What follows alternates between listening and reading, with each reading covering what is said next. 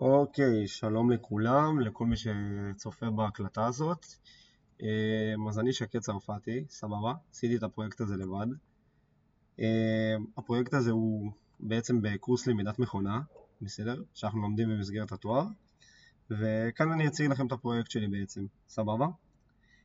בעצם אני השתמשתי גם בעזרת של GPT, לתכנן קצת את השלבים בפרויקט, שיעזור קצת עם הניסוח, עם ניסוח נכון.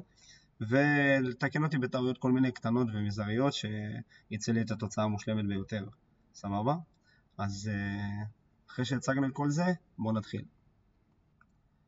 אוקיי, אז עכשיו נציג קצת את הבעיה. אני בעצם בחרתי בבעיית ה-Breast Cancer Wisconsin Dataset, אוקיי? זאת בעצם בעיית סיווג בינארית, שהמטרה שלה היא לקבוע אם גידול הוא ממיר או שפיר, על בסיס 30 תכונות מספריות, בסדר?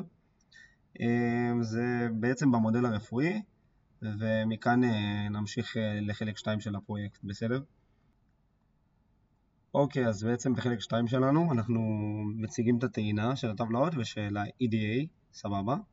כאן בעצם אנחנו טוענים את הדאטה-סט שלנו בתוך ה-SKLR, סבבה? אנחנו יכולים לראות פה שמההרצה של הקוד אנחנו קיבלנו בעצם 569 דגימות ו30 תכונות שונות. בעצם עם הפקודה הזאת של ההד אנחנו הצגנו רק את 5 שורות הראשונות כדי לחסוך בזיכרון לזמן, ואנחנו בודקים בעצם את ההתפלגות של המחלקות. בעצם יש לנו 357 שפיר ו-212 מממיר. אוקיי, אז בעצם ב-EDA יצרנו 3 ויזואליזציות.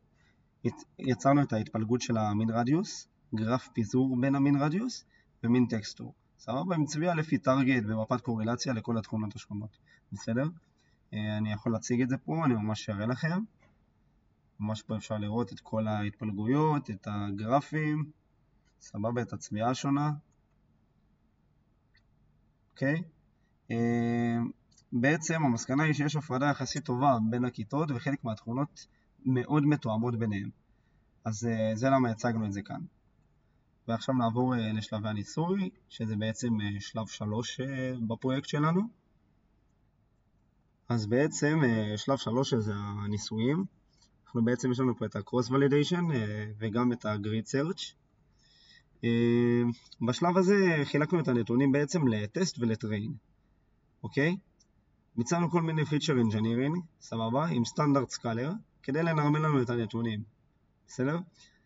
בחרנו בעצם בלוגיסטיק רג'יסטיישן כמודל שלנו, והגדרנו את ה-Grid Search עם 5 Validation שונים, כדי לבדוק את הערכים השונים בעצם. יש לנו את ה-Pentley, את ה-C, את ה-Solver, אוקיי? כאן אפשר בעצם לראות את כל הטבלה עם התוצאות, בסדר? הנה כל התוצאות. בסוף הסט הטוב ביותר יהיה התוצאות שקיבלנו. וזהו, אין יותר מדי מה לומר. פה אנחנו יכולים לראות את התוצאות, לראות את הטסטים, ולראות מה כמו שרשום פה, ה-best model שלנו. אוקיי? אז נעבור בעצם לחלק 4, שזה האימון. אוקיי, אז בחלק 4 האימון, שהוא האימון הסופי שלנו בעצם, בניתי פה פייפליין, שמכין גם את הסקלר וגם את המודל עם הפרמטרים שנבחרו. אוקיי, הנה ממש אנחנו יכולים לראות פה את הפייפליין, את הסטנדרט סקלר, סבבה, יש לנו את הקוד שמציג אותו, זה האימון הסופי על כל סט של האימון. אוקיי, פה ממש אפשר לראות את הפרמטרים, את הסולבר, והצגנו את הפייפליין. אוקיי, הנה, פה רשמתי ממש תיאור של מה שעשינו, של הפיינל פייפליין, שאימנו אותו וכו'.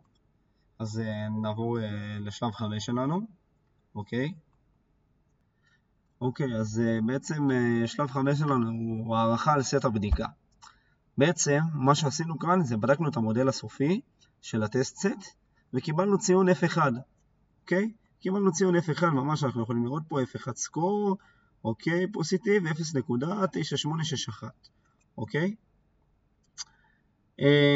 בואו נראה, ומפה אנחנו רואים ממש את הקלסטיפיישן, קצת קשה לי לבטא את זה, סליחה, את הקלסטיפיישן ריפורט, אוקיי? ממש יש לנו פה את הפרזישן, את הריקול, את ה-F1 סקור ואת הסופורט. ממש אנחנו רואים את הנתונים, 0.98, 98, 98, 42, ממש רואים את כל הנתונים, 114, 114, 114, סבבה? ממש אפשר לראות פה את כל הנתונים. אוקיי, ופה יש לנו את ה-confusion matrix שלנו, שבעצם זה המטריצת בלבול שלנו, שהיא נותנת בעצם תמונה טובה של הביצועים. כאן אנחנו יכולים באמת לראות את הביצועים השונים שלנו. היא נותנת את התמונה העיקרית והטובה ביותר להבין את הביצועים. אוקיי? ולבסוף יש לנו 5 תחזיות ראשונות עם ההסתברויות, כדי לראות עד כמה בעצם המודל שלנו בטוח בהחלטות שלו. אוקיי? ממש פה אנחנו יכולים לראות את הטבלה, ולראות כמה הוא בטוח וכמה הוא לא בטוח. אוקיי, אז אחרי שהצגנו בעצם את החלק הזה, נגמר לנו פה הפרויקט, אז נגיע פשוט לסיכום שלנו, אוקיי? בעצם אני אגיד בסרטון הזה, שיישמנו בעצם פלואו מלא של למידה מונחית, מהטעינה ועד ה-ADA, דרך כל מיני ניסויים עם grid search, סבבה, ו-cross validation, ועוד כל מיני אימוני פייפליין. בעצם עשינו הערכה פה על סט הבדיקה, וזהו, אין לי יותר מדי מה להרחיב, בעצם הצגנו את כל הפרויקט, הראינו את כל הנתונים, הראינו את הגרפים וכל הקוד, בסדר? הקוד המלא נמצא בגיטאב, הוספתי את הקישור לטבלת ההגשה, ואם יש לכם כל מיני שאלות אישיות, פרטניות וכל, אפשר לפנות אליי במייל, אני זמין ואני יכול לענות על כל דבר, בקשר לעבודה ובקשר להכל. ותודה רבה שצפיתם, מעריך את זה מאוד. נתראות.